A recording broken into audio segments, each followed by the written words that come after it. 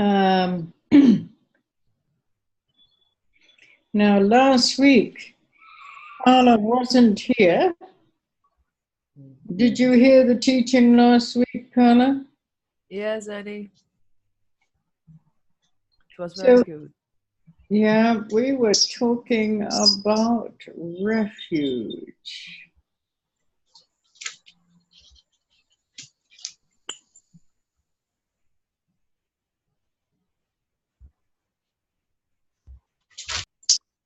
Now, we're going to go on a bit more with refuge this week. Na semana passada nós estávamos falando sobre refúgio e o que significa tomar refúgio. E vamos continuar esses ensinamentos hoje. So, this expression, taking refuge, it's really quite a leap. It's not so much that we're leaping outwards, it's more that we're leaping inwards. You understand the word leaping? To leap. A leap is a big jump, Carla. Okay. So you're letting yourself be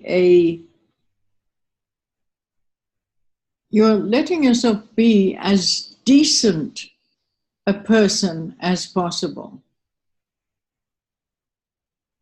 So you're letting yourself be as more and more better human being as is possible. You're renouncing the kind of samsaric ugliness that surrounds us and the pain that goes with it. So through shamatha discipline, you have a glimpse of how an ordinary Buddha-like person can achieve a perfect life through practice. You see that possibility. And that's why we have more confidence to depend on what we call the three jewels, the Buddha, Dharma, and Sangha. You've seen the contrast between pain and pleasure, between samsara and the possibility of realizing one's own potential. You haven't realized your own potential, but you see there is that possibility to realize your own Buddha nature. And we start with shamatha here. It kind of brings you more and more into the present. You become more and more grounded because you're less and less distracted by your thoughts. You develop this ability of relaxed focus that allows you to begin to experience your human potential. So you begin to realize that things could be orderly, they could be peaceful, they could be seen in a more precise way. And at the same time, you see how sloppy, you know that word sloppy? Sloppy means really disorganized, not careful. You do things in a very sloppy way. It means you couldn't care less, really. Just do things without any kind of organization. And so at the same time, you see how sloppy and confused our world is. So therefore, you take refuge. You take refuge in your own potential as a human being. Okay, Carla.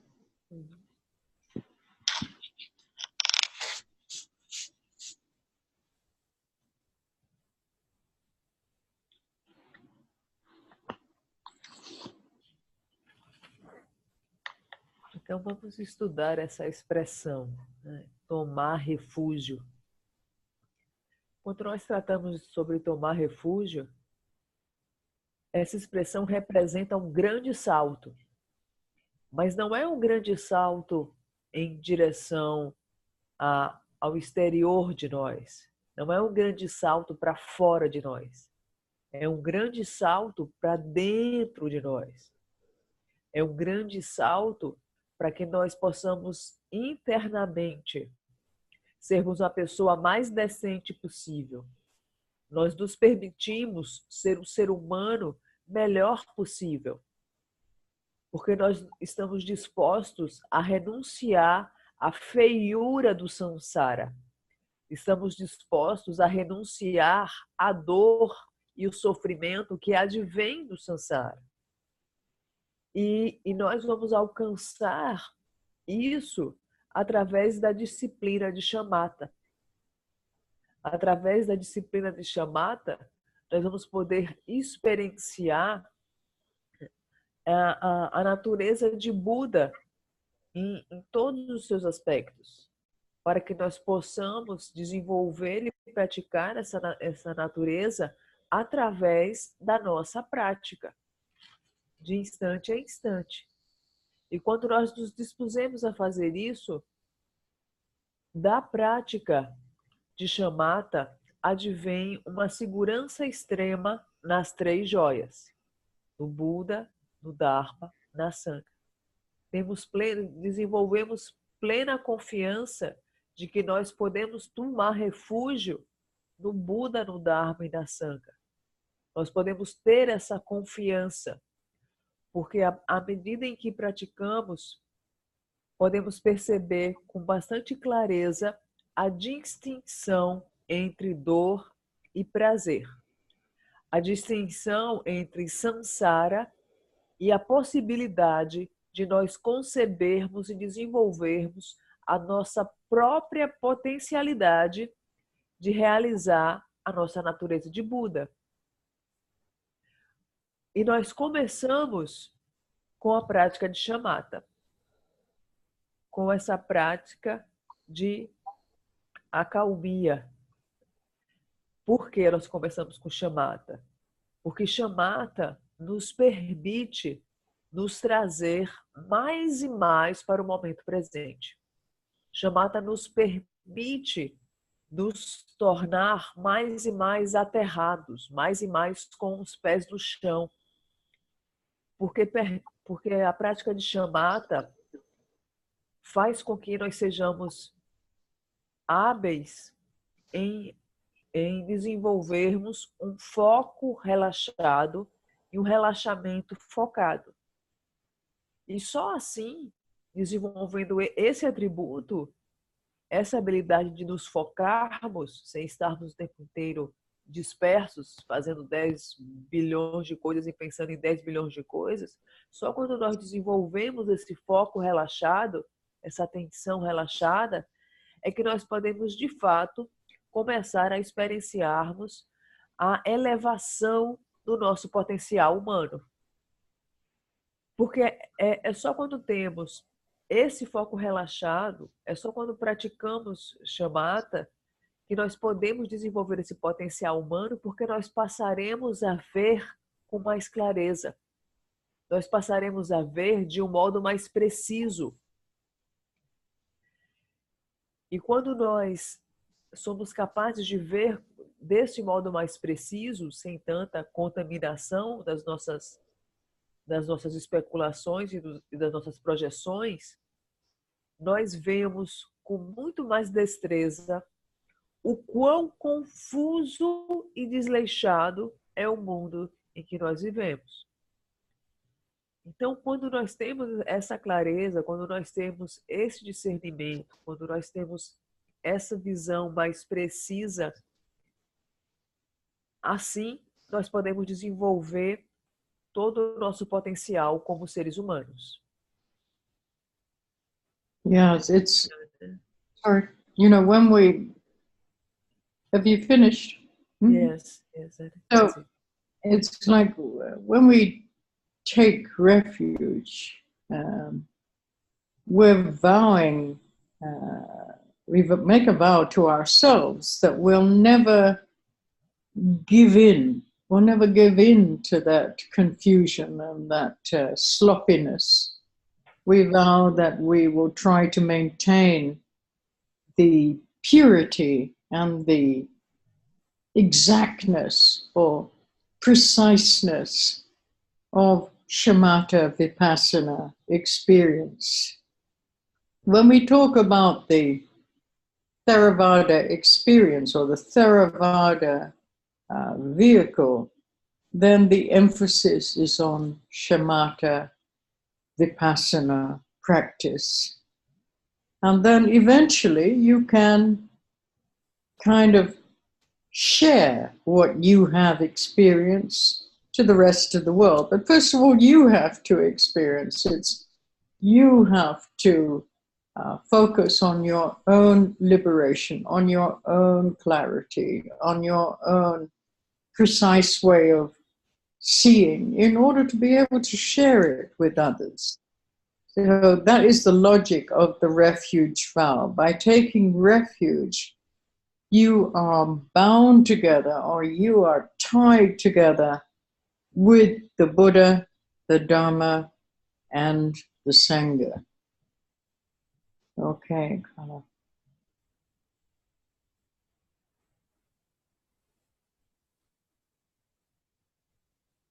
Because you're saying you are going to depend on the Buddha, Dharma, and Sangha. This is the meaning of refuge. You are going to depend, not from the mouth, but from the heart.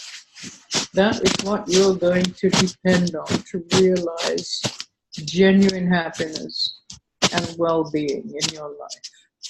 Everything else, you know, you can't depend on because everything else that we usually depend on is changing moment by moment. And because it's changing, we know it's not dependable.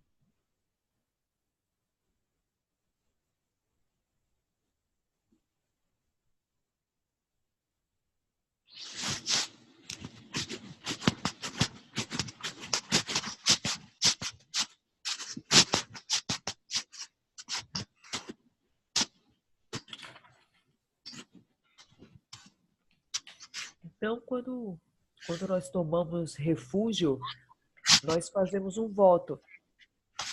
Nós fazemos um voto de abandonar o desleixo e fazemos o voto de mantermos a pureza, a exatidão, a precisão da expressão de shamatha e vipassana, a precisão da experiência de shamatha e vipassana. Quando tratamos do budismo Theravada, a ênfase é em shamatha e vipassana. A ênfase é a prática e o cultivo da prática de shamatha e vipassana. E, eventualmente, você pode compartilhar as experiências de shamatha e vipassana com o resto do mundo. Mas, primeiramente, você tem que desenvolver e realizar essas práticas de shamatha e vipassana justamente para ter um foco relaxado, acurado e uma visão clara a respeito do mundo dos fenômenos e a respeito de si mesmo.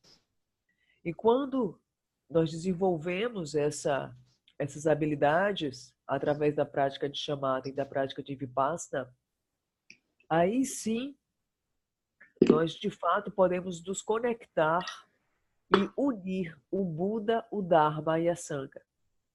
Aí sim, de fato, nós podemos ter clareza de que nós podemos depender para realizar a felicidade genuína e bem-estar verdadeiro.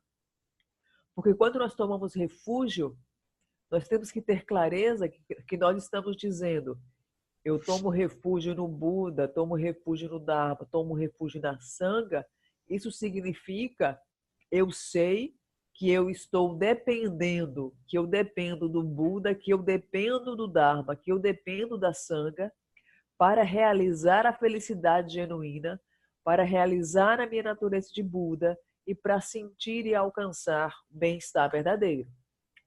Então, com a prática de Vipassana e Shamatha, nós podemos desenvolver essa clareza do que significa profundamente tomar refúgio.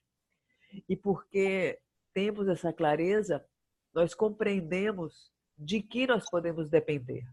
Se nós sabemos de que nós podemos depender, nós sabemos também de que nós não podemos depender.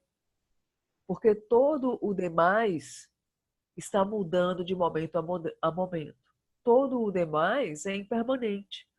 Então, nós não podemos depender de outras coisas para alcançarmos felicidade genuína e bem-estar verdadeiros. Porque eles estão mudando. De maneira que é extremamente importante que se faz esse voto quando nós tomamos refúgio, de mantermos a pureza, a exatidão e a precisão através da experiência de Shamatha e Vipassana. So, in ordinary language, when we talk about taking refuge, it's like taking shelter.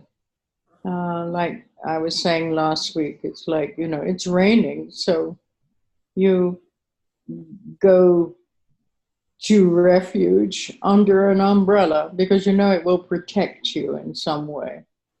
So when we take refuge, it means seeking shelter. Something that we can depend on to protect us. In this case, it means something a little bit different. The Sanskrit refuge phrase is Sharanam Gacchami. I go for refuge. So it doesn't imply that you are helpless and must kind of seek support on somebody else's arm. It means something like you're leaving your home country and you're becoming a refugee. And as a refugee, you're leaving your personal world or your personal state of mind, which is your home. Now, although it's questionable whether anybody will accept you as a refugee, you must step out of your country and become stateless. So, when we take refuge, we must step out of our comfort zone. We must step out of what we usually depend on. And in a way, we become stateless. We can't attach ourselves to anything. This stateless country, it has no limits. It's like the stateless country extends to the rest of the universe. Living your own personal territory, your individual territory, and you're jumping into new territory, which isn't actually territory at all. It's completely open ground. I wonder if I'm describing this clearly enough psychologically. All these are kind of metaphors, analogies of our psychological state. Now we're really attached to our habits, our patterns, our home, our family, our routines. And this is what we kind of depend on. We depend on these habitual patterns. And when you take refuge, you have to make a jump. You have to let go of all of that and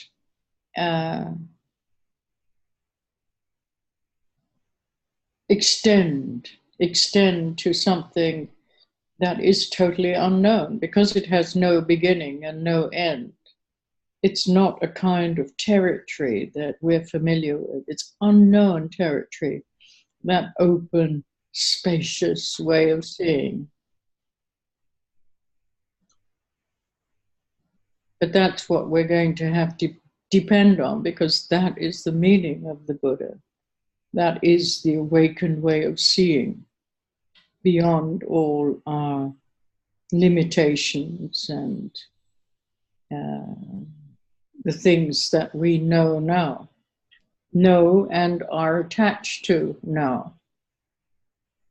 Okay, Carla.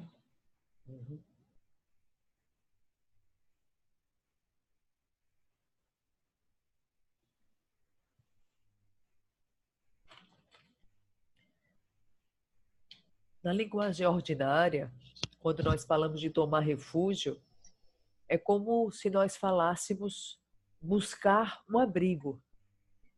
É como se nós estivéssemos buscando uma sombrinha ou um guarda-chuva para nos protegermos de uma tempestade. É como se nós estivéssemos buscando alguma cabaninha que nos protegesse, que fosse capaz de nos proteger de uma chuva forte. Então, nós estamos falando tomar refúgio no sentido de buscar algo para nos proteger. E que é algo completamente diferente. Em sânscrito, a expressão é Sharanam Gatambi,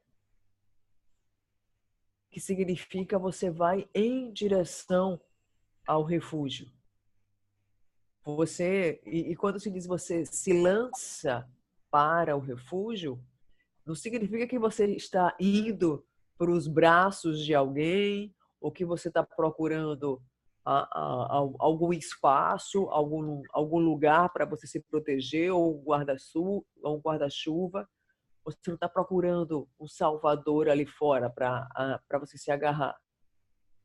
Quando nós dizemos tomar refúgio, nisso de que você vai se lançar para, significa que você vai sair do seu lar e você vai para um mundo completamente novo como um refugiado. Você vai sair do seu mundinho pessoal e você vai se lançar você vai sair da sua zona de conforto, que você conhece tão bem e para a qual você é tão apegado, e você vai sair desse seu país e vai se tornar uma apátrida, alguém sem pátria. Você vai estar num estado completamente de apátrida. É como se você saísse do seu país, saísse desse seu lar tão conhecido e você se lançasse para esse mundo novo. Só que esse mundo novo, ele não tem limites, não tem barreiras. E é como se esse mundo novo se estendesse até o resto do universo. Então, quando nós dizemos tomar refúgio, o que nós estamos fazendo é dando um grande salto. Você está saltando do seu território pessoal e você vai se lançar para esse universo completamente novo e sem limites. Quando você sai do seu território pessoal, isso significa que você sai da sua zona de conforto, que representa todo esse conhecimento e apego aos nossos padrões, aos nossos hábitos, ao nosso lar, ao nosso trabalho, à nossa família, ao nosso dinheiro, à nossa rotina. Saímos desse apego e fazemos um salto, porque nós deixamos ir tudo que é fútil, tudo que não nos proporciona, de fato, felicidade genuína e bem-estar verdadeiro, e nos lançamos para aquilo que realmente pode nos oferecer a felicidade genuína e o bem-estar verdadeiro. porque nos lançamos para esse novo território que não tem começo e não tem fim. Nos lançamos nesse novo território que é um modo aberto de ver, é um modo espaçoso de ver, é um modo de ver sem limites e sem barreiras. E esse modo desperto de ver está além das nossas limitações, está além daquilo que nós conhecemos e está além daquilo a que nós somos apegados. That's it, Eddie. Okay, so to take refuge, it requires strength and willingness. It means you must give up your individual preoccupations and your obsessions. The personal favoritisms that you maintain your existence, you know, your biased views. If a would-be student of Buddhism, yes, that means if somebody who is considering to walk the Buddhist path has a particular talent that is not really a pure talent, but it is an ego-orientated talent. Talent means a skill, yes? That has helped the person maintain his or her existence all along.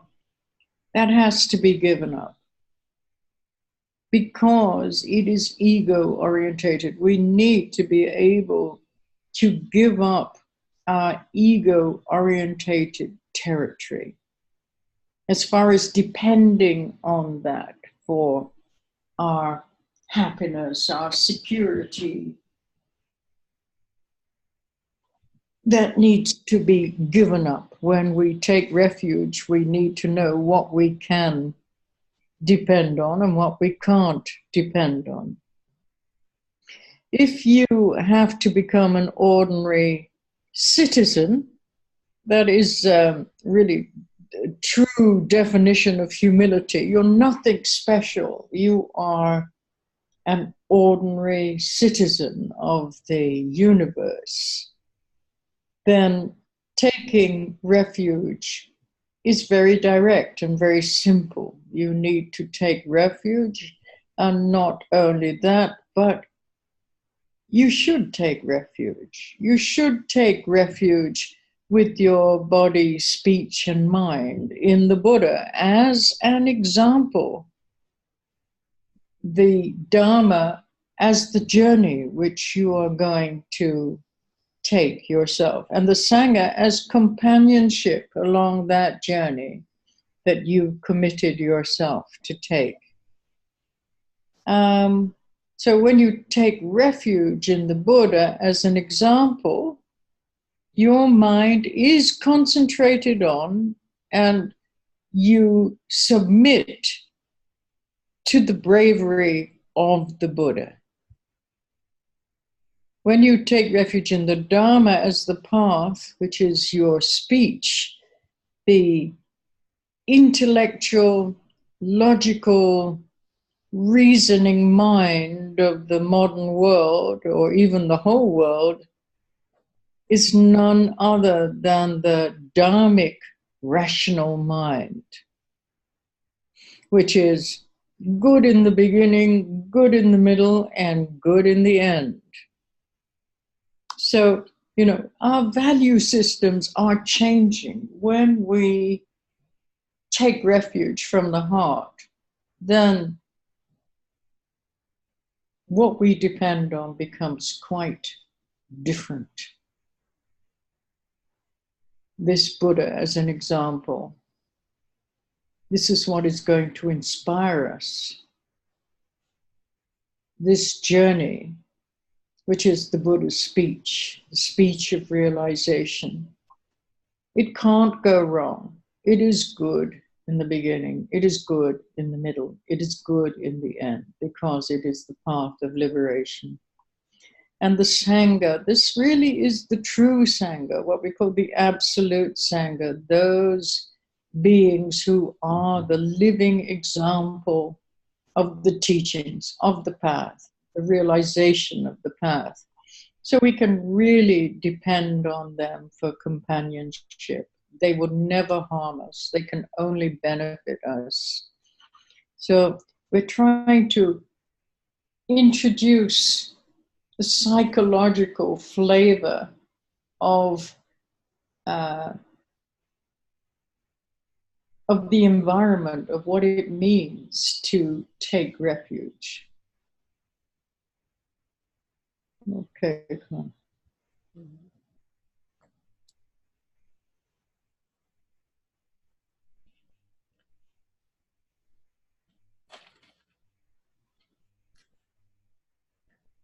Tomar refúgio requer força e uma aspiração sincera, um desejo sincero. Você deve desistir de todas as preocupações individuais. Você deve desistir de todas as suas paixões, desistir de todos os seus favoritismos, de se colocar sempre em primeiro lugar.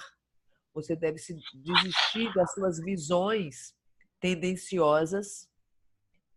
E se você é considerado como um estudante budista, quando se menciona ser um estudante budista, significa ter um talento particular que é orientado pelo ego, que ajuda a manter a sua própria existência. E nós devemos desistir de depender do ego para manter a nossa própria existência. Nós devemos desistir de depender do ego para sermos felizes. Devemos desistir de depender do robustecimento constante do ego para nos sentirmos felizes e plenos. Quando nós tomamos o refúgio, significa que nós dependemos daquilo que realmente pode nos proporcionar felicidade genuína. E para isso, nós temos que desistir do ego. Nós precisamos nos conceber como um cidadão ordinário, um cidadão comum. E esse cultivo dessa humildade nos faz nos sentirmos um cidadão comum do universo. E quando nós temos essa humildade, aí sim nós compreendemos que nós deveríamos realmente nos dedicar ao nosso corpo, nos dedicar ao corpo, à fala e à mente como um exemplo da jornada. Quando nós concebemos Sangha, a Sangha é o nosso companheiro. A Sangha é o nosso companheiro de jornada. São todos aqueles que se dedicaram e se dedicam à realização da verdadeira natureza de Buda. E a Sangha nos inspira. Quando nós tomamos refúgio no Buda, nós concebemos o Buda como a experiência viva que nós devemos aplicar na nossa própria vida, porque nós nos submetemos à bravura do Buda. Nós abandonamos a fraqueza e a covardia. Nós nos inspiramos e nos unimos com essa força da bravura do Buda. Quando nós tomamos refúgio no Dharma, nós tomamos refúgio no discurso da mente racional do Dharma, que é bom no começo, no meio e no fim. E nós temos essa confiança e nós podemos depender do Dharma, porque o Dharma é o discurso do Buda. Porque o Dharma é o discurso que é o caminho que nos leva à liberação. Então, quando tomamos refúgio no Buda, no Dharma e na Sangha, a Sangha diz respeito a todos aqueles que praticaram esses ensinamentos e realizaram a verdadeira natureza do Buda. Então, eles são um grande exemplo de que esse caminho funciona e eles nos inspiram e são os nossos companheiros de jornada. E quando nós tomamos refúgio no Buda, no Dharma e na Sangha, o nosso sistema de valores vai mudar completamente. Porque nós temos clareza daquilo de que nós realmente podemos depender para alcançar a felicidade genuína e o bem-estar verdadeiro. E tudo aquilo que não nos proporciona felicidade genuína e bem-estar verdadeiro vão ficar em segundo plano.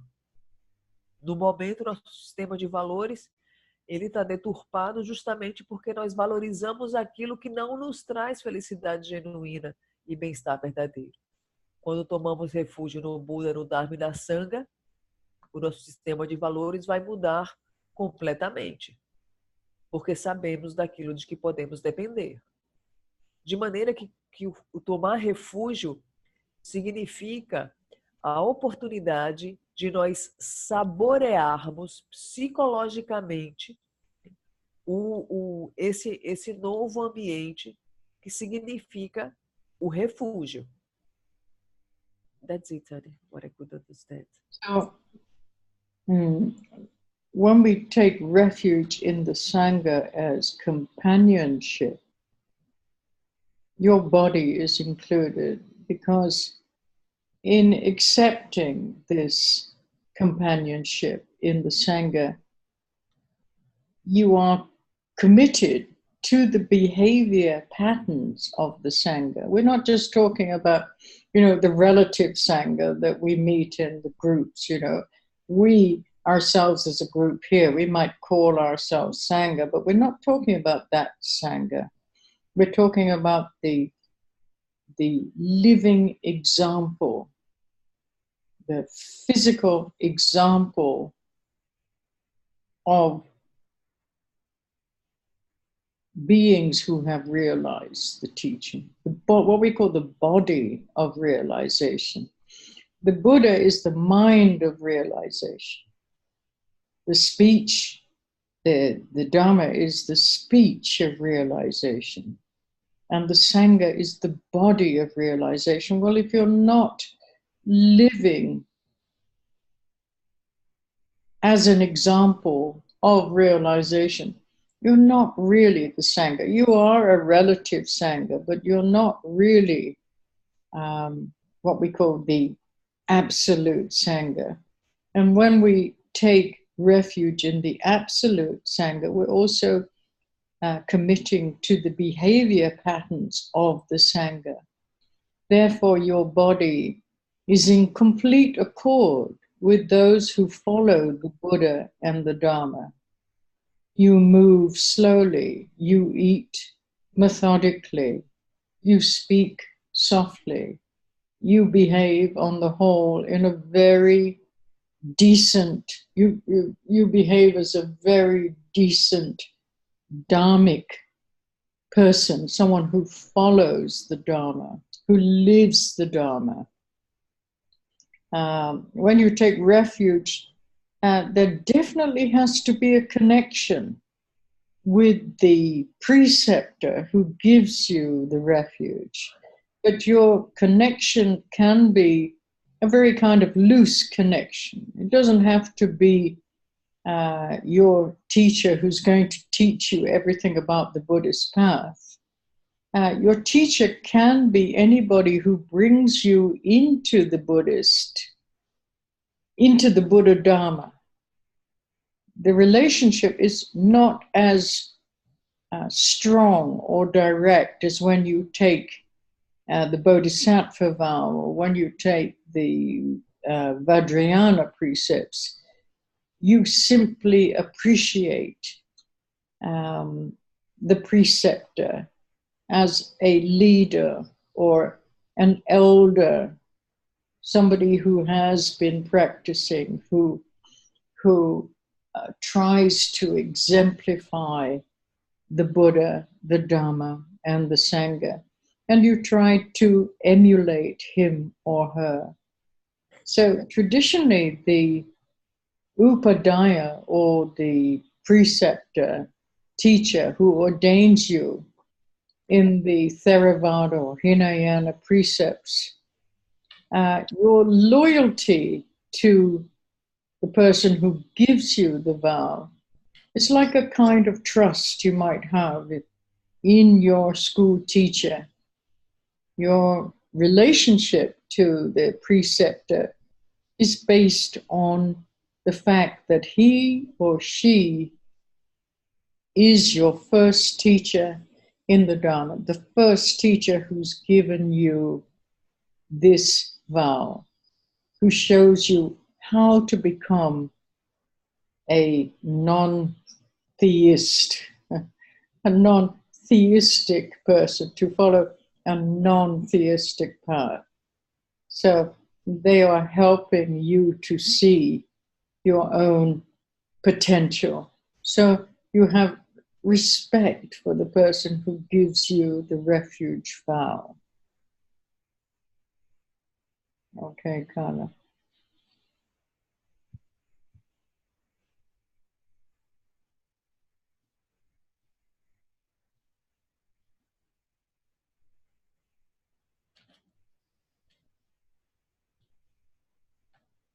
Quando tomamos refúgio na Sangha, como os nossos companheiros de jornada, quando dizemos que nós tomamos refúgio na Sangha, como companheiros de jornada, o nosso corpo também está incluso.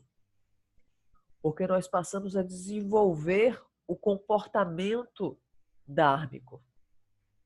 Nós não estamos falando do mesmo modo que falávamos antes.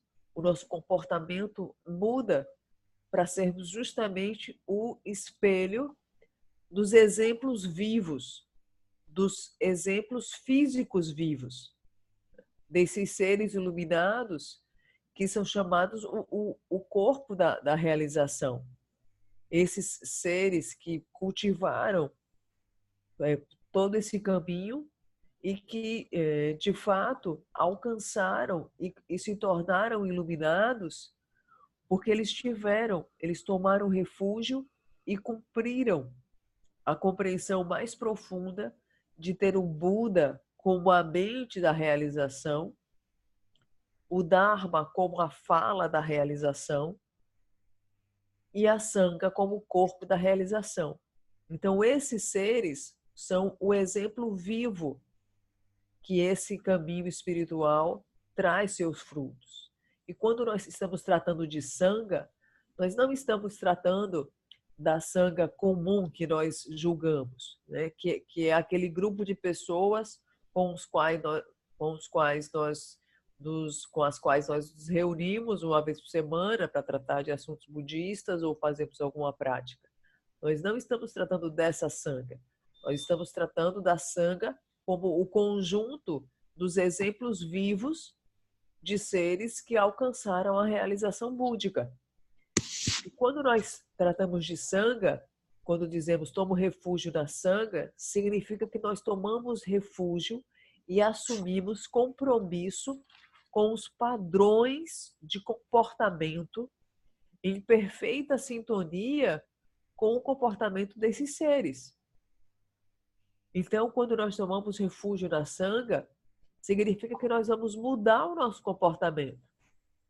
Porque o exemplo vivo desses seres, eles comem de uma determinada maneira, eles falam suavemente, eles se comportam de uma maneira completamente decente. E quando nós tomamos refúgio na Sangha, é isso que nós vamos buscar fazer. Nós vamos mudar o nosso comportamento para que se torne em perfeita harmonia. Vamos buscar falar com consciência e suavemente, vamos buscar nos comportar de maneira decente, vamos buscar agir como pessoa dármica. E sermos pessoas dármicas significa sermos pessoas que seguem e vivem o Dharma, como esses seres que são os nossos companheiros nessa jornada. Por isso que nós temos que começar com o nosso preceptor. O nosso preceptor é o professor. que vai nos apresentar esse caminho. E nós precisamos compreender que nós não temos que ter um vínculo ultra forte com esse professor. Não, simplesmente é qualquer um que nos leva a apresentar o Buda Dharma. E nós simplesmente apreciamos esse preceptor como um líder, como alguém mais experiente, como uma pessoa mais velha que serve de exemplo da corporificação do Buda, do Dharma e da Sangha. E você emula esse Upadhyaya, né? esse professor que te apresentou esse voto. E você tem uma lealdade muito profunda com esse preceptor. Porque você tem uma relação com esse preceptor especial, porque ele é o primeiro professor do Dharma. Ele é o primeiro professor com o qual você fez o seu primeiro voto para seguir um caminho não teísta. E ele ajuda a ver todo o seu potencial. E você respeita profundamente esse professor. E quando você toma refúgio no Buda, no Dharma e na Sangha, e você tem essa compreensão mais profunda, você não está dizendo da boca para fora. Você está dizendo de todo o seu coração. Então, por isso que nós temos que ter essa clareza. That's it, Tani. Okay, so taking refuge in the Buddha, first we take refuge in the Buddha as an example, because the Buddha alone realized that neither all the elaboration of the spiritual path nor the materialistic worldly elaborations that we see around us are ultimate salvation. So it's not all the fabrication of the spiritual path, it's not all the materialistic aspect of the path that is going to bring ultimate salvation. And having realized that, the Buddha then abandoned all these different kinds of elaboration, all his wealth, his position in society, what we call a materialistic or worldly trappings. I don't know if you have that. These are the things that trap us into a materialistic view of life. You know, we value having lots of possessions. We value having a big car. We value having a nice place to live. And we put so much value on these things that we forget what is of true value. So the Buddha did not believe in these things. He didn't believe the answer was having all these materialistic things or having all the elaboration that goes with a spiritual path. And having realized that, then he gave everything. He gave everything away. He didn't want any of it. He decided to work on himself through the practice of meditation in the same way that we can work on ourselves by practicing shamatha and vipassana. And after 6 years of intense meditation practice, the Buddha attained enlightenment at Bodh Gaya whilst he was sitting under a Bodhi tree. So we might say that as an ordinary human being, we're not as well favored as the Buddha. We don't have the qualities of a Buddha. We might have difficulty manifesting such direct liberation and practice, but we can still follow what he did, what he said, what he practiced.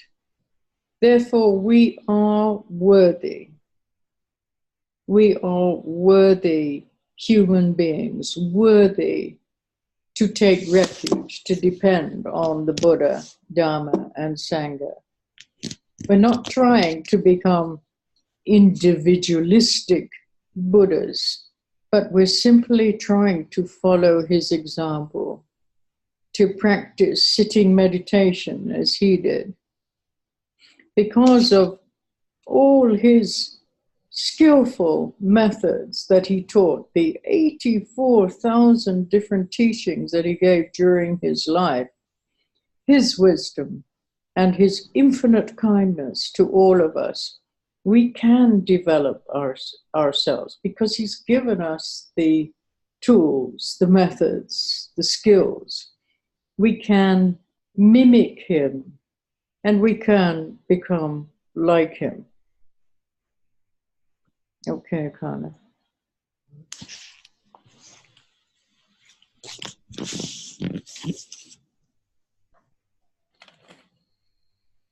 Então, quando nós tomamos refúgio no Buda,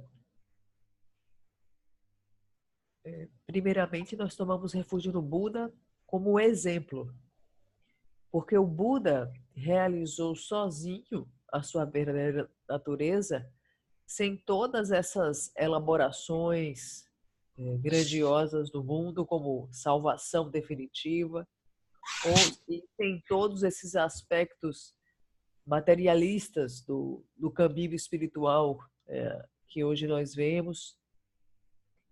Nós tomamos refúgio no Buda porque o Buda ele abandonou todos os tipos de elaborações, todos os tipos de elaborações e rebuscamentos do mundo. O Buda ele abandonou todas as riquezas, luxos,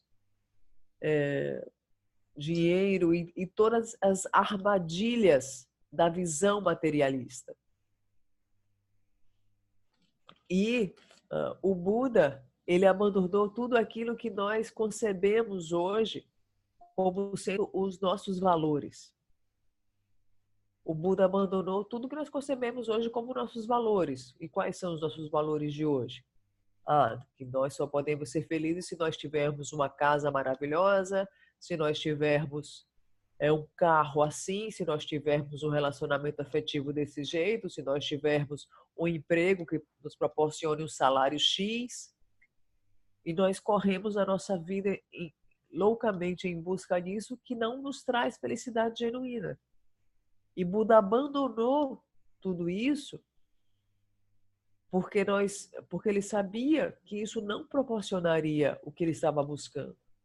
E quando nós valorizamos tudo isso demasiadamente, desequilibradamente, nós esquecemos aquilo que realmente tem valor. E o Buda sabia que todos esses bens materiais, todos esse status social, todas essas riquezas, relacionamentos e tudo mais, não traria aquilo que realmente tem valor. De maneira que o Buda fez foi doar tudo o que ele tinha e ele decidiu trabalhar em si mesmo pela prática de meditação. E nós devemos nos dedicar à prática de meditação. Após 6 anos de profunda meditação, o Buda alcança a iluminação embaixo da árvore chamada Bodhigaya. E essa vida de Buda nos inspira e nos estimula que nós busquemos ser como ele. Nós temos clareza de que nós não somos aquele Buda, que nós não temos as mesmas virtudes que aquele Buda tinha, nós não temos os mesmos atributos que ele tinha, não temos a mesma liberação, não temos a mesma prática que ele tinha. Mas ainda assim, nós continuamos firmes, buscando ser esse Buda, acreditando no que ele fez, acreditando no que ele disse, acreditamos no que ele praticou. E nós vemos, através desse exemplo vivo do Buda, vemos o que de fato tem valor. E nós não estamos meramente tentando ser Budas individualistas, Budas individuais e vaidosos. Nós estamos indo muito além disso, porque nós estamos praticando e confiando na sabedoria dos ensinamentos deixados por Buda. Buda deixou mais de 84 mil ensinamentos. E nós confiamos nessa sabedoria porque ele nos deu todos os modos, todas as técnicas extremamente habilidosas de alcançarmos a iluminação e nos tornarmos como ele. E nós estamos buscando imitá-lo. Nós estamos imitando o Buda para nos tornarmos como ele. E por isso nós tomamos refúgio no Buda e repetimos essa máxima. That's it. The Buddha is an example of someone who has achieved what should be achieved, and at the same time refrained from what should be avoided. So he is an example of a perfectly disciplined person. But taking refuge in the Buddha, by taking refuge in the Buddha, we're giving up any of our usual worldly gods, all these ideas that we need, we must have so much money, we must have these kinds of possessions, we must have this kind of relationship, we must have this position in society. All this is what we call worldly gods. So by taking refuge in the Buddha, we are giving up all these worldly gods that might have been part of our life before. We are freeing ourselves from the idea of trying to please some kind of external agent in our life by doing such and such. There's no need to worship anything. Instead, we're working on our own individual salvation, and we realize that any karmic consequences we experience are our own doing. We need to take total responsibility for any karmic consequences that we might cultivate ourselves. So to take refuge in the Buddha, we should have some understanding of what the word Buddha means. The word Buddha means awake. So a Buddha is a person who is already woken up. That means no more egohood, no more ego psychology, no dullness, no sleepiness, no confusion. So it's like waking up in the morning and feeling fresh. The Buddha has gone beyond ignorance of any kind whatsoever. He is awake, fully awake. So the idea of taking refuge in the Buddha is to emulate all of his quality, to actually become like him. So we are capable of conquering, attaining, and going beyond. We're capable of becoming pure and absolutely awake. And in our case, this may not last more than a minute or maybe a second, but we are still trying. We are kind of trying, we're competing with him. We're trying to attain Buddhahood and to understand that state of mind, which is very open, fantastic, totally powerful. With that state of mind, we could be gone beyond, but still keep up with our daily life, still make a cup of tea, still take care of the kids. We could do that, but we need to follow his example.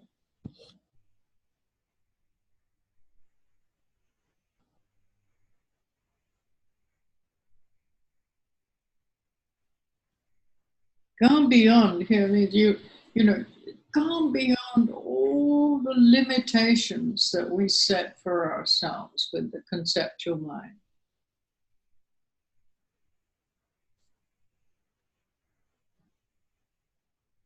Gone beyond means we awaken that intrinsic wisdom that we all have, that Buddha nature that we all. Gone beyond means going beyond our dualistic way of seeing. Waking up to the true unconditioned nature.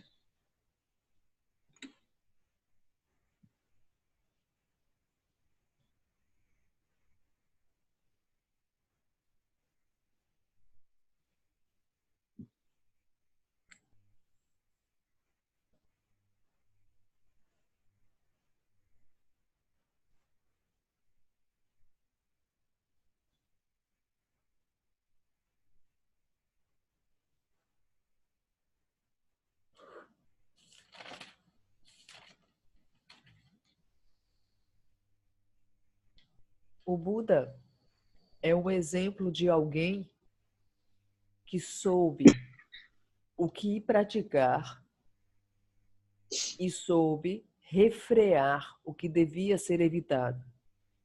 Então, o Buda é um exemplo de uma pessoa disciplinada. Quando nós tomamos refúgio no Buda, nós desistimos da ideia dos deuses mundanos. E se nós refletirmos profundamente, nós vamos compreender que os nossos deuses mundanos são o dinheiro, as posses, os bens materiais, os relacionamentos, a nossa posição social. Quando nós dissemos eu tomo refúgio no Buda, nós estamos nos libertando de todos esses agentes externos. Nós estamos nos libertando desses deuses mundanos que só nos têm aprisionado mais e mais.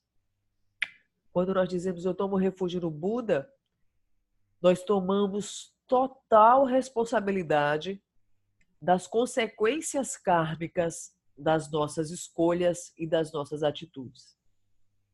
Nós tomamos total responsabilidade, sem atribuirmos a culpa a um elemento externo a nós. Quando tomamos refúgio no Buda, nós dizemos que Buda significa desperto, acordado. Significa sem a psicologia do ego, sem o entorpecimento do ego, sem confusão.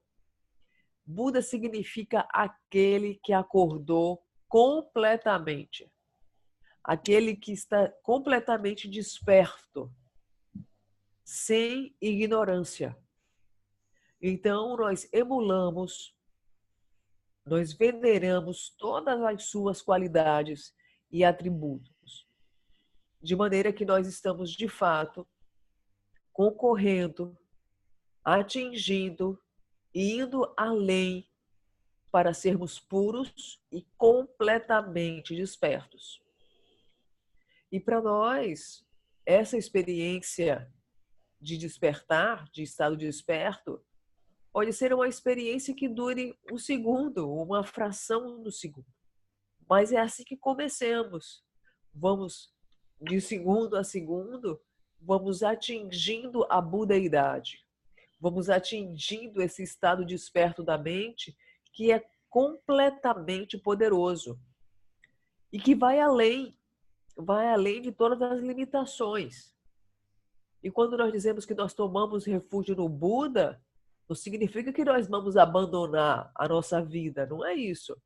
significa que nós vamos ter essa consciência desperta, esse estado desperto, e vamos manter a nossa vida.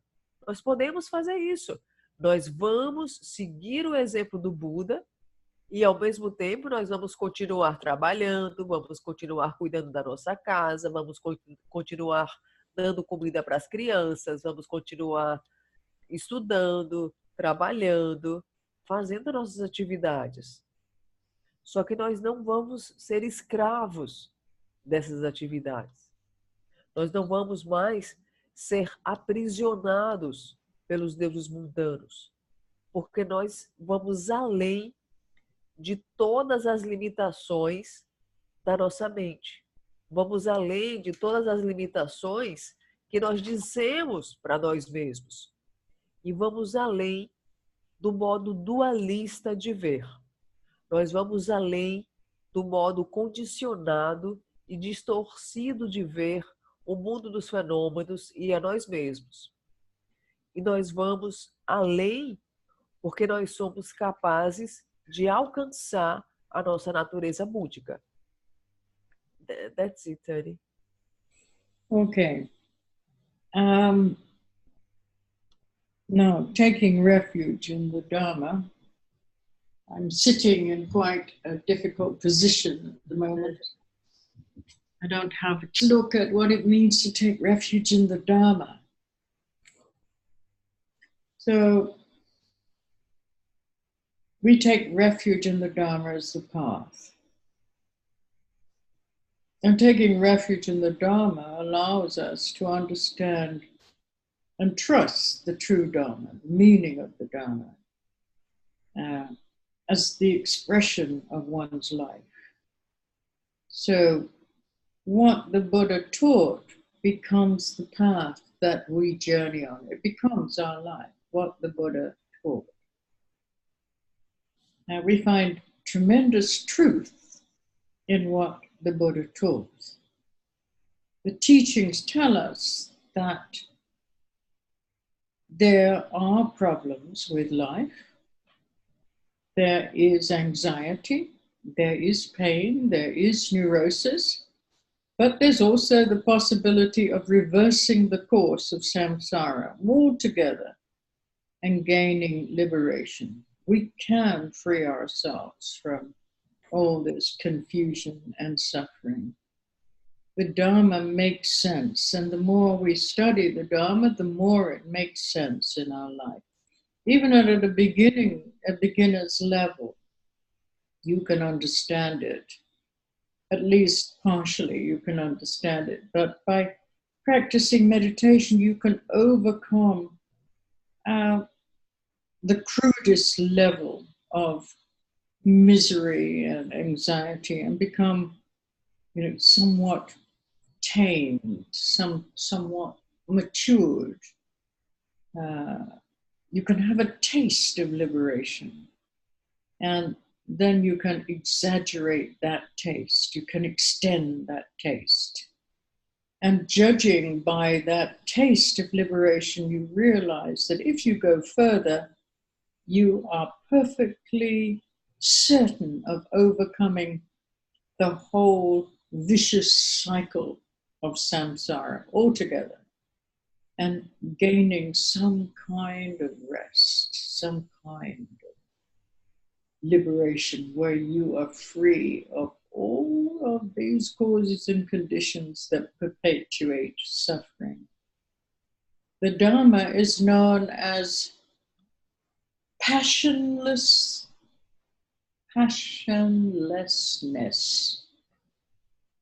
And passion here is based on struggle, it's based on aggression and longing.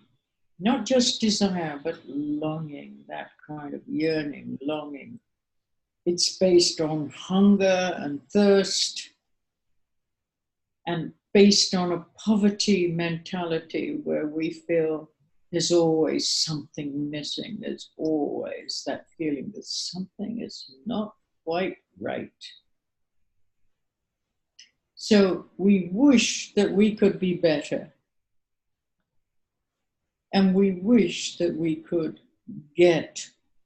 attain something greater than what we have at this present moment. So that quality of wanting more, always wanting more, never being satisfied with what we have now, wanting to get something greater, that is what we mean by passion. Once the message of the Dharma has been transplanted into us, we no longer are so very hungry. We see that pushing too hard, trying to control things, doesn't help. However, not pushing at all doesn't help either. So it's a kind of medium level of aspiration. This middle way is preferable, not too tight, not too loose, but you keep going, you find a balance and you keep going. So you could be highly interested and open and somewhat hungry, but not just looking for the pleasure of one day becoming a happy person. You know there is that possibility in the present moment, always in the present moment, that possibility is there.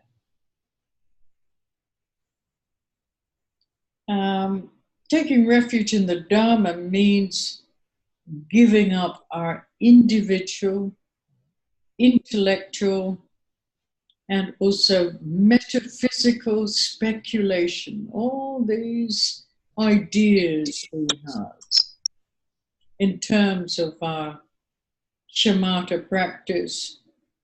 Such occupations can be very problematic. You know, we are doing shamatha so that we can be more and more present. So that all these speculations, all these ideas that we have about this, and it's not helpful at all. It's just much more helpful to just focus on your natural breathing process, breathing in, breathing out, breathing in, breathing out. And when you notice the mind is getting distracted, getting lost in one's thoughts, then you bring your attention back again to your breath, because that is what is happening. You are breathing in and breathing out. Everything else is just a projection, just a fantasy. So we are going to learn from our present moment of experience, always learn from the present moment of experience. By taking refuge in the Dharma, you're giving up your intellectual, intellectual stronghold, the power of always coming back to your theories and your ideas about things, your intellectual interpretations about things. You're giving up, we are giving up our intellectual point of view and even our experiential point of view. Although in the refuge formula, we take refuge in the Buddha, and then we take refuge in the Dharma. The Dharma comes first.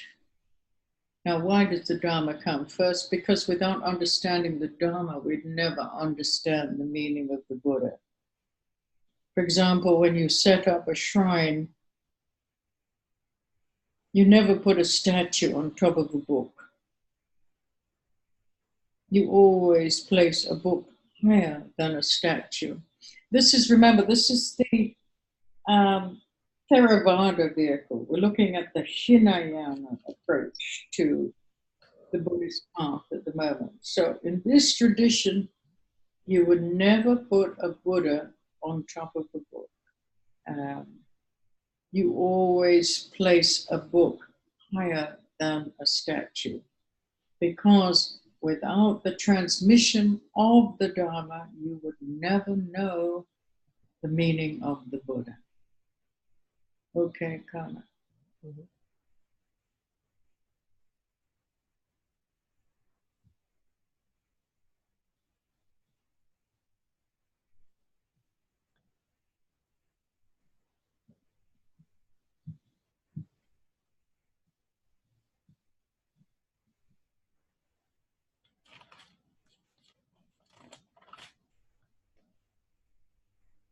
Quando nós mencionamos eu tomo refúgio no Dharma, significa que nós tomamos refúgio no Dharma como caminho, porque ele nos permite entender e confiar nos ensinamentos. Ele permite entender e confiar no Dharma como expressão da vida de Buda. Porque o que o Buda falou, o que o Buda ensinou, se torna a nossa vida. Os ensinamentos do Buda dizem que há problemas na vida. A ansiedade, a dor, a neurose. E embora haja esses problemas na vida, nós podemos nos libertar de todos esses problemas. Nós podemos nos libertar de toda a confusão e todo o sofrimento sansárico. E no começo, nós passamos a entender isso muito parcialmente. Mas à medida que nós vamos praticando e vamos tendo essa compreensão mais ampla sobre o Dharma, nós vamos vendo que toda essa miséria e toda essa ansiedade, ela não precisa se reproduzir. Nós passamos a ter um comportamento mais maduro e mais assertivo, porque nós saboreamos a liberação. Nós experimentamos a liberação, mesmo que seja por alguns instantes, e nós experimentamos a liberação e nós expandimos essa liberação. E quando nós temos esse tipo de experiência, nós compreendemos que nós podemos superar, irmos além do ciclo da roda do samsara. E nós podemos ganhar repouso, ganharmos liberdade, porque nós nos libertamos, nos liberamos das causas e condições que perpetuam o sofrimento. Quando nós tratamos de Dharma, significa ausência de paixão, ausência de impulsos de briga, agressão, desejo ardente, fome, sede e mentalidade de pobreza. Essa mentalidade de pobreza significa esse sentimento constante que nós temos de que sempre está faltando alguma coisa. Nós sempre queremos algo mais que nos torne maiores, né? que nos permita nos sentirmos completos. Nós sempre estamos buscando alguma coisa, sempre é um sentimento de vazio, de pobreza, que nós precisamos buscar algo para que nós possamos sentir felicidade genuína. Mas quando nós tomamos refúgio no Dharma, nós tomamos refúgio naquilo que nos permite alcançarmos a liberdade. E quando nós compreendemos o Dharma, mais e mais nós trazemos o Dharma para a nossa vida diária de instante a instante. Quando nós compreendemos o Dharma, nós passamos a perceber que nós não temos mais que querer o controle das coisas. Nós não temos mais que ficarmos correndo atrás daquilo que nós achamos que vai nos trazer, que vai satisfazer nossos desejos, e nós não temos mais que repelir aquilo que nós julgamos que vai nos proporcionar condições desprazerosas. Quando nós compreendemos o significado do Dharma e tomamos refúgio no Dharma, nós compreendemos que nós temos que desistir dessa ideia de controlar. Nós sabemos que quando tomamos refúgio no Dharma, que o caminho é concebido como o caminho do meio. Porque você simplesmente continua sem apertar demais e sem afrouxar demais. Você consegue ter a assertividade do equilíbrio. E quando tomamos refúgio no Dharma, nós simplesmente estamos interessados em tudo aquilo que nos cerca, sem olhar só para o prazer de que algum dia eu vou ter um dia feliz na minha vida. Porque nós sabemos com clareza que nós podemos ter essa felicidade aqui e agora. Só existe a possibilidade de alcançar essa felicidade no momento presente. Então, tomar refúgio no Dharma significa nós nos libertarmos de todo tipo de especulação individual, intelectual e metafísica. E nós nos libertamos de todas essas especulações individuais, intelectuais e metafísicas através da prática de shamatha. Através da prática de shamatha, todas essas elucubrações são deixadas de lado. Todas essas ocupações e especulações, tanto individuais, intelectuais e metafísicas, são deixadas de lado. Porque nós sabemos que o que existe é simplesmente inalação e exalação. E na prática de shamatha, quando a mente se dispersa e se volta para essas ideias especulativas, intelectuais ou metafísicas, você simplesmente volta a sua atenção serenamente para a sua respiração. Inalar e exalar. Porque você compreende que todo o demais, que não é inalação ou exalação, é simplesmente projeção. São simplesmente fantasias. De maneira que a prática de shamatha vai nos ajudar a nos libertar dessas especulações intelectuais, metafísicas e individuais. Quando nós tomamos refúgio no Dharma, significa que nós confiamos no momento presente e nós estamos aprendendo no momento presente. Significa que nós estamos desistindo do poder de nos voltar para as nossas próprias interpretações intelectuais e concebê-las como verdades absolutas. Significa que nós estamos desistindo dos nossos pontos de vista especulativos. E significa que nós confiamos, de fato, no Dharma e nos ensinamentos que ele nos revela. Tomar refúgio no Dharma vem antes de tomar refúgio no Buda. Por que o Dharma vem antes do Buda? Porque se nós não entendemos o Dharma, sem entendermos o Dharma, nós não podemos entender o Buda.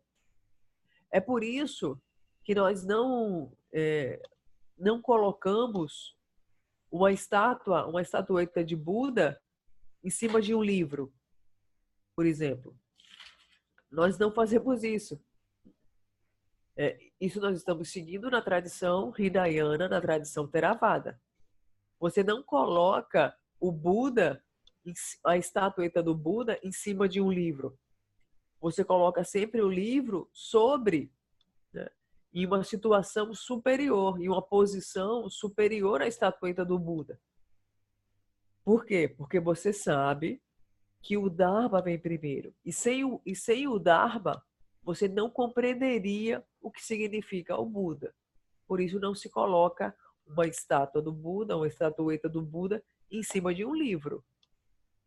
That's it, Tani, what I could understand. Okay, so now we're looking at what it means taking refuge in the Sangha. So finally, we take refuge in the Sangha. As I said previously, we take refuge in the Sangha as companionship. The Sangha means those who have entered the path. And traditionally, it refers to the monastic community. Those who are fully ordained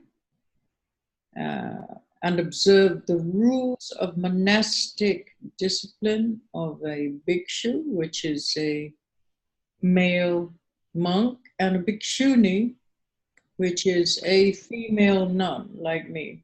You know, we have to observe a lot of vows, a lot of precepts.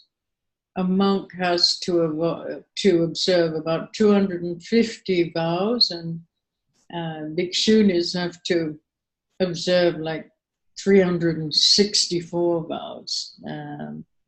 That's a lot of discipline that has to be observed. So the idea of a Mahasangha or a great Sangha, that's more of a Mahayana approach to the idea of Sangha. It includes both fully ordained monks and nuns and also lay people. The Mahasangha includes lay people who have just taken the refuge vow and entered the path, as well as those lay practitioners who have also taken 3 or more of the first precepts, called Upasaka for men and Upasika for women. And in Tibetan, they are called Genyen. Genyen means those who practice virtue. So having already accepted the Buddha, the Dharma, and Sangha as their working basis, the Genyen have accepted the precept that renounces taking life, the precept that renounces taking advantage of others by not giving them, not giving to them, or by stealing, and the precept that renounces telling lies in order to deceive others for one's own benefit. So this is the difference between the idea of Sangha, which comes from the Theravada tradition, and Mahasangha, which comes from the Mahayana vehicle. So when we take refuge in the Sangha from the Theravada or Hinayana vehicle, we are taking refuge in, symbolically, in the monastic community. And the monastic community, particularly those who have taken full ordination, the monks and the nuns who hold full ordination. So they are really committing their lives to the path. They have committed their lives to realizing the Buddha Dharma. And so we can depend on them for companionship. They are also an example to us of what to practice and what to avoid in our life. The Mahasangha includes, as I say, it includes lay people who have taken certain vows. And these vows are the precept of not intentionally killing any being, not stealing anything. And that also means, you can't even pick up anything that hasn't been freely offered to you. So even if I wanted to borrow a pen that was sitting there in front of me, I can't touch it unless you have given it to me freely. You have offered me the use of the pen.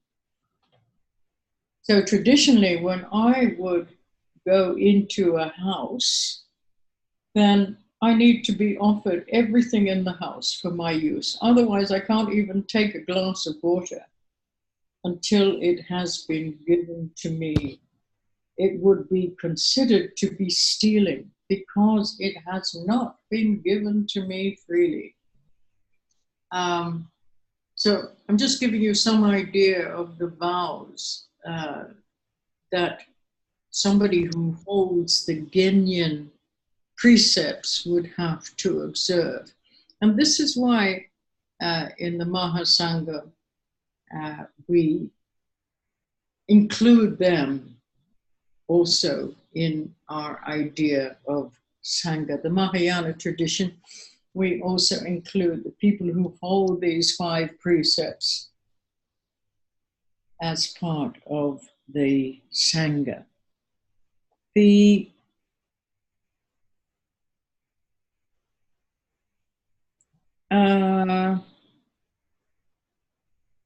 We should approach the Sangha as a continuation of our understanding of the Buddha and the Dharma.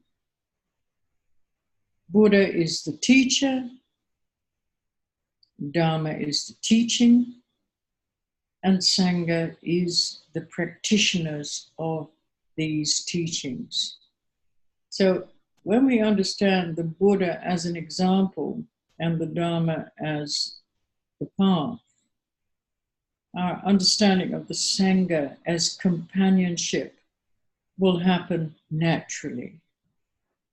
Taking refuge in the Sangha means accepting our Dharma brothers and sisters, those with whom we practice as true friends. When we feel that our Dharma brothers and sisters are not true friends, then we begin to turn away from them and our practice begins to deteriorate into all kinds of problematic issues. We're thrown back into our old samsaric confusion. So it might be better if we jumped into a dishwasher and get ourselves washed. We just get very confused at this stage. So we really have to have a clear idea of what this companionship means.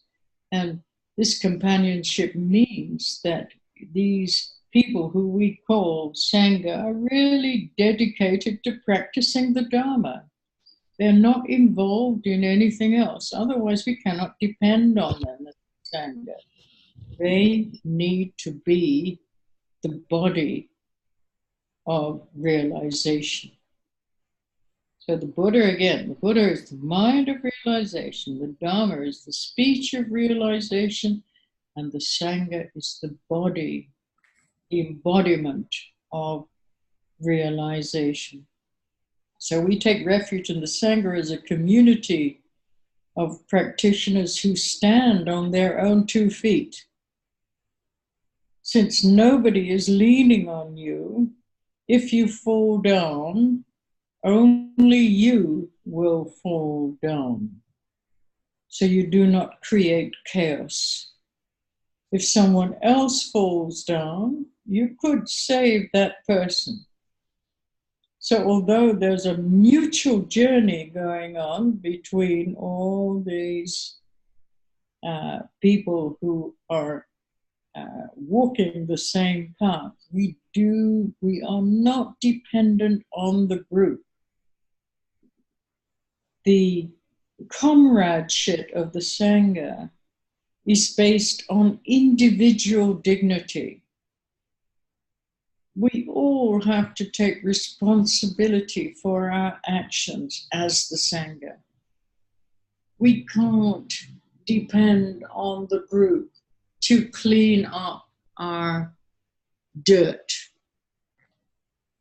We have to clean up our own dirt. We have to clean up our own garbage. We depend on them for their friendship, for their inspiration. But if they are living lives of complete chaos and confusion, how can we depend on them?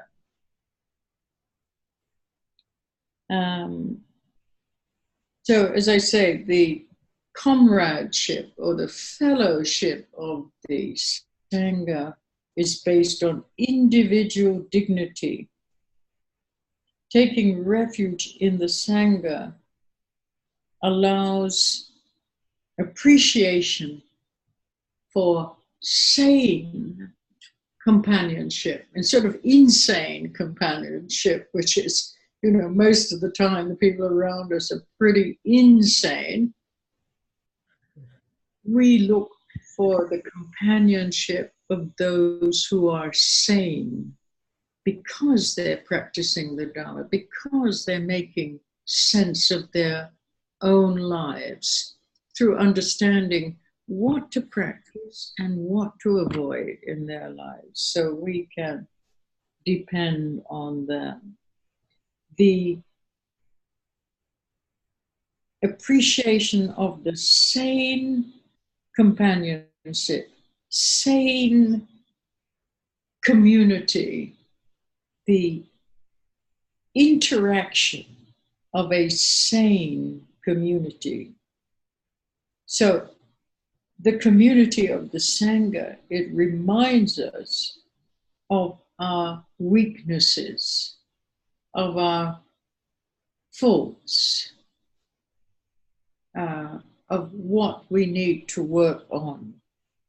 It gives us feedback on how to walk the path, of how to make this journey that we're taking.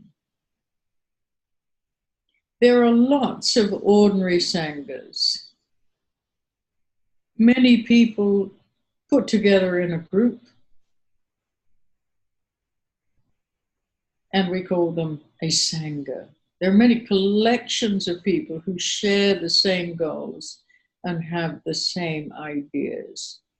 We have factory workers, we have unions, we have men's clubs, women's groups. We have all sorts of isms, Buddhism, Hinduism, all these isms. But even though we may call those groups all sorts of names, such as the Brotherhood of the White Eagle, or the Order of the Best Hat, none of these groups are regarded as Sangha. So you can't, just because you're a group of people, you can't just call yourself the Sangha. It's not like that. You have to be an example of the teachings. Otherwise, you're not really a Sangha.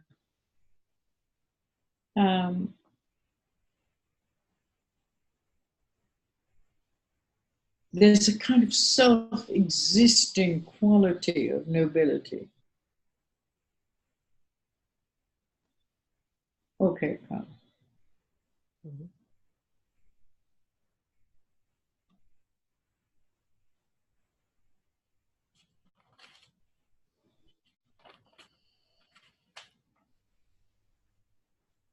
Quando nós dizemos tomo refúgio na Sangha, Sangha significa aqueles que entraram num caminho.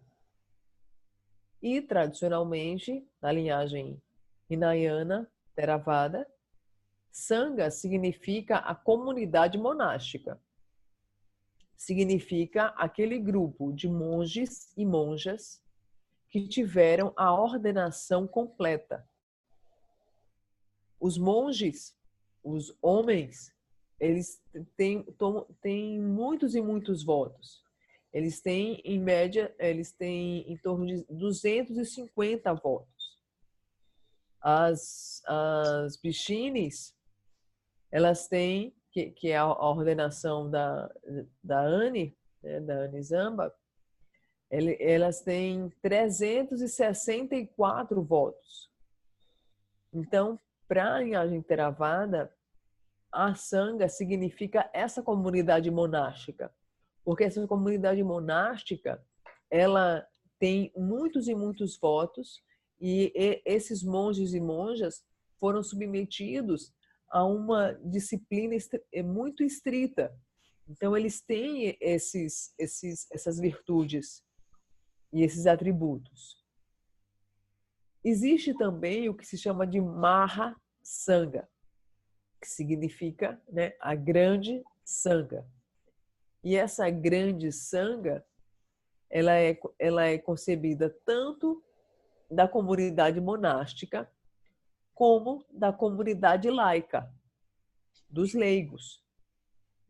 Tanto daqueles que tomaram todos esses votos, como aqueles que tomaram votos de refúgio e tiveram essencialmente os 3 pontos de ensinamento. E eles são chamados, esses leigos, são chamados de Upasaka para o homem e Upasika para a mulher. Ou em tibetano, são chamados de Genyan, aqueles que praticam a virtude. Esse é o significado em tibetano. E eles seguem determinados preceitos de renúncia. Então, eles têm 3 preceitos. Por exemplo, eles têm que tomar a vida, eles não podem tomar a vida de nenhum ser, eles não podem tomar vantagem de outro para se aproveitar, e eles não podem dizer mentiras para enganar os outros. No budismo Hinayana, o Theravada, quando se trata de sangha, sangha está restrita a essa comunidade monástica, que tomou a ordenação completa. E eles têm essa definição de sangha porque a comunidade monástica é composta daqueles que, de fato, comprometeram a sua vida com o caminho. São aqueles que, de fato, realizaram o Buda Dharma. E são exemplos vivos que sabem com destreza e podem ensinar o que praticar e o que evitar. Já para a linhagem Mahayana, quando se trata, né, da grande sangha, se envolve também inúmeros preceitos. Porém, na comunidade monástica, o compromisso com os votos, eles são muito profundos e possuem uma riqueza de detalhes inigualável. Só para exemplificar para vocês. Por exemplo, não se pode matar nenhum ser. Não se pode roubar. E quando se fala não pode roubar, significa que eu não posso pegar nada de ninguém sem a autorização daquela pessoa. Por exemplo, eu estou sentada aqui e tenho uma caneta na minha frente e o dono da caneta não está presente na sala. Eu não posso pegar aquela caneta emprestada ali no instantinho, escrever o que eu precisava escrever e devolver ali. Eu não posso fazer isso. Porque eu tenho que só tocar naquilo que alguém pode oferecer para mim. Do mesmo modo, quando eu vou para a casa de alguém. Quando eu vou para a casa de alguém, a pessoa que me recebe precisa me falar, olha, você fica à vontade, você pode pegar aqui qualquer objeto da casa. Porque se eu não for oferecida, se os donos da casa não me oferecerem o espaço e os objetos, eu não posso sequer pegar um copo e tomar água, porque aquele copo não é meu. E isso significa roubar. Então, esses votos e esses preceitos, eles são muito específicos e muito detalhados. E no Mahayana se inclui todas as... na Mahasanga se inclui todas as pessoas que se comprometem com determinados preceitos. E são essas pessoas que se comprometem com determinados preceitos que são consideradas partes da Sangha. Nós podemos abordar o Dharma, nós podemos abordar a Sangha como a continuação do Buda e do Dharma. O Buda concebido como professor, o Dharma concebido como os ensinamentos e o caminho, e a Sangha, os estudantes e aqueles que percorrem o caminho. Quando nós dizemos eu tomo refúgio na Sangha, significa que nós estamos dizendo que nós aceitamos os irmãos e irmãs do caminho. E significa também que quando nós sentimos que esses irmãos e irmãs do caminho não são os nossos amigos, isso significa que nós estamos nos afastando do caminho. E também significa que a nossa prática começa a se deteriorar. Se diz que quando nós passamos a ver os irmãos e irmãs do caminho como não sendo nossos amigos, significa que seria melhor que nós pulássemos para dentro de uma pia em que se está lavando os pratos e que nós fôssemos lavados juntos com aquele prato. E essa simbologia revela o quão importante é a nossa relação com a Sangha e o quão importante é nós concebermos essa Sangha, esses irmãos e irmãs do caminho, como de fato nossos amigos, porque eles estão no caminho da prática. Sangha significa aqueles que estão de fato dedicados a praticar. Eles são o corpo da realização, eles são a corporificação da realização.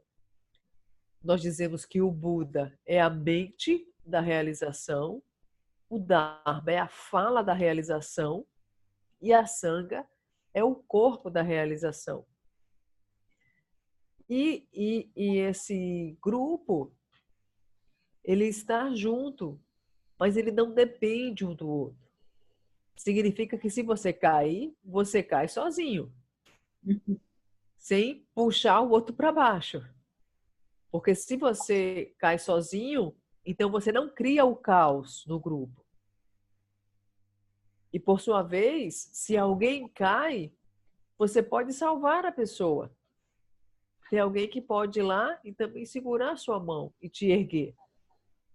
De maneira que a Sangha é importante porque ela permite uma colaboração e uma contribuição mútua. A Sangha também é importante porque ela estimula a dignidade do indivíduo. E porque ela estabelece o sentimento de robustecimento da nossa responsabilidade pelas nossas ações. Tomar refúgio na Sangha significa que nós temos que tomar responsabilidade das nossas ações. Nós temos que limpar a nossa própria sujeira. Temos que limpar o nosso próprio lixo. E não podemos depender de ninguém para fazer isso por nós. Mas se a vida dos irmãos e irmãs da Sangha está completamente um caos, se eles não tomam nenhuma disciplina e não realizam suas práticas, eles vão se perder no caminho. De maneira que é muito importante que a Sangha se baseie na prática sincera, na prática constante. Porque a Sangha significa camaradagem, companheirismo. A Sangha significa essa fraternidade, essa irmandade. Quando tomamos refúgio na Sangha, significa que nós permitimos a apreciação de estarmos em uma companhia sã. Por que essa companhia? Por que esses companheiros são pessoas sãs? Porque eles estão praticando Dharma. Eles estão dando sentido para as suas vidas, sabendo o que praticar e o que evitar. Então, se nós tomamos refúgio na Sangha, nós dependemos da Sangha, porque a Sangha vai nos permitir essa companhia saudável, essa companhia sã. E a interação com essa comunidade sã é extremamente importante porque ela nos lembra das nossas fraquezas, ela nos lembra das nossas faltas e ela nos dá um feedback de como nós estamos andando nessa jornada e qual rumo nós devemos tomar. Há muitas sanghas ordinárias, que sequer deveriam ser concebidas como sangha, mas são como os grupos, que são diferentes pessoas que têm mesmas aspirações. Tem grupos de clubes, tem sindicatos, tem grupo de mulheres, tem grupos de irmandades. E essas irmandades poderiam ter o nome Irmandade da Águia Branca ou Irmandade do Melhor Chapéu. Não é porque é um grupo que é uma sangha. Sangha é aquele grupo formado de pessoas que praticam, que sabem o que praticar e o que evitar, e que tem uma qualidade virtuosa de nobreza. That's it, Annie. Thank you, Carla. I think we'll stop here tonight. Okay. Yeah, I'm leaving for Fortaleza tomorrow. Looks like I'm going to be quite busy in Fortaleza. I'm teaching in universities. I'm leading a retreat. I'm giving a whole week of teachings at the Institute for Women who have cancer. So they're going to keep me quite busy in Fortaleza whilst I'm there. And I'm working on a second edition of my book, Dance of Emotions, and I'm also trying to translate Cost of Illusion. So, you know, I'll be lucky if I have time to eat.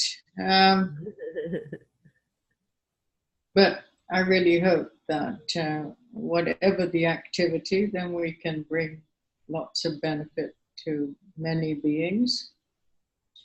To be honest, I don't know what's happening next weekend. I don't know whether I'm leading a retreat, not leading a retreat, when the retreat finishes. So I will let you know during the week if we can have our meeting on Sunday or not, when I know, and I won't know till I'm there. So I hope that I'll be able to see you all next week. If not, have a good week and stay well, and love to you all. And if you have any questions, then please, write to me and I will try and answer your questions. I haven't had internet the last 3 days. This center where I was visiting, they don't have internet there, so then there was no way to communicate with people.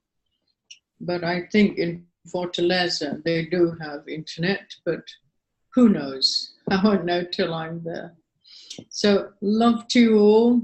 Have a great week and keep practicing. Really, you've got every opportunity to practice. You just have to look and see, what is the true nature of whatever is arising.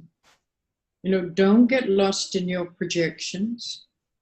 Try to see beyond your projections, because I always say there's a fork in the path. Every moment there's a fork in the path.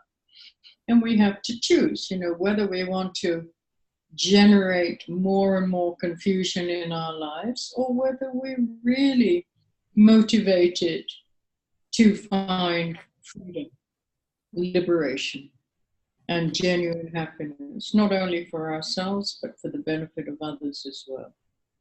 So, love to you all. Um beijo. And yeah, stay well. Obrigada. Tchau, tchau. Beijo. Tchau, Tchau, tchau. Então, eu vou para Fortaleza amanhã. E eles vão me manter bem ocupados por lá. Eu tenho vários ensinamentos, cursos nas faculdades por lá. Vou também dar ensinamentos do Instituto de Mulheres com Câncer. Haverá um retiro também. Eu vou trabalhar na segunda edição do livro Dança das Emoções e vou também trabalhar na tradução do curso da ilusão. Então, lembrem-se, vocês sempre têm a oportunidade para a prática. De instante a instante, se pergunte qual é a verdadeira natureza do que está acontecendo. Tente ver além das suas projeções.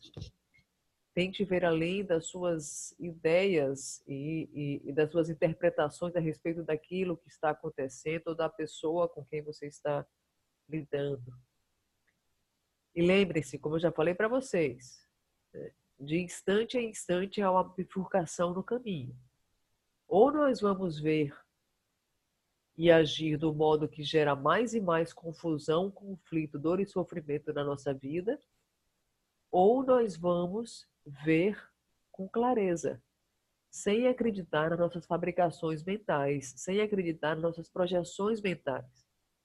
E aí sim, seguindo esse outro caminho, nós estamos sendo de fato motivados para termos felicidade genuína e termos de fato um bem-estar verdadeiro. E não proporcionar isso apenas para nós, mas proporcionar isso para todos os seres. Lembrem-se que em cada instante nós temos uma bifurcação no caminho. Sempre temos a oportunidade de estarmos despertos.